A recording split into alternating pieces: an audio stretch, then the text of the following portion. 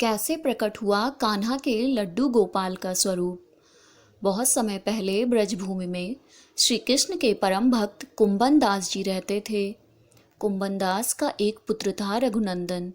कुंभन दास जी हर समय कृष्ण भक्ति में लीन रहते और पूरे नियम से भगवान की सेवा और पूजा करते। यहाँ तक कि वे उन्हें छोड़कर कहीं नहीं जाते थे, जिससे उनकी सेवा में कोई विघ्न न हो। एक दिन वृंदावन से उनके पास भागवत कथा करने का न्योता आया।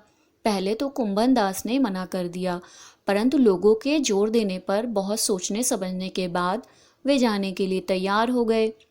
उन्होंने सोचा कि भगवान की सेवा की तैयारी करके रोजाना कथा करके लौट आएंगे, जिससे भगवान की सेवा का नियम भी नहीं छूटेगा।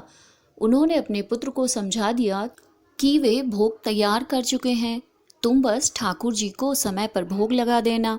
और इसके बाद वे वहां से प्रस्थान कर गए। कुंभन दास के पुत्र रघुनंदन ने भोजन की थाली ठाकुर जी के सामने रखी और प्रेम से आग्रह किया कि ठाकुर जी आइए और भोग लगाइए। उसके बाल मन में यह छवि थी कि वे आकर अपने हाथों से भोजन करेंगे, जैसे हम खाते हैं। उसने बार बार आग्रह किया, लेकिन भोजन तो वैसे ही रखा था। अब रघुनंदन उदास हो गया और रोते हुए ठाकुर जी को पुकारा कि आओ भोग लगाओ ठाकुर जी। कहते हैं कि जो सच्चे मन से भगवान को पुकारते हैं तो भगवान को आना ही पड़ता है। रघुनंदन के इस तरह बुलाने पर ठाकुर जी ने बालक का रूप धारण किया और भोजन करने बैठ गए। रात को कुंभन दास जी ने जब प्रसाद मांगा तो रघुनंदन ने कहा कि ठाकुर जी ने सारा भोजन खा लिया। कुंभन दास ने सोचा बच्चे को भूख लगी होगी, उसने ही खुद खा लिया होगा। किंतु अब यह रोज का हो गया कि कुंभन दास जी भोजन की थाली लगाकर जाते और रघुनंदन ठाकुर जी को भोग लगाते। जब प्रसाद मांगते तो एक ही जवाब मिलता कि सारा भोजन उन्होंने खा लिया।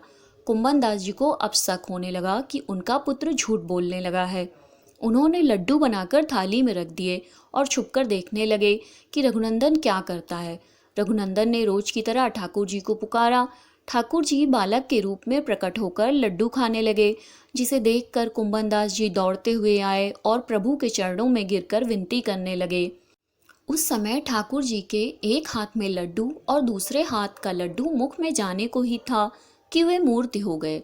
उसके बाद से उनकी इसी रूप में पूजा की जाती है और वे लड्डू गोपाल कहलाए जाने लगे।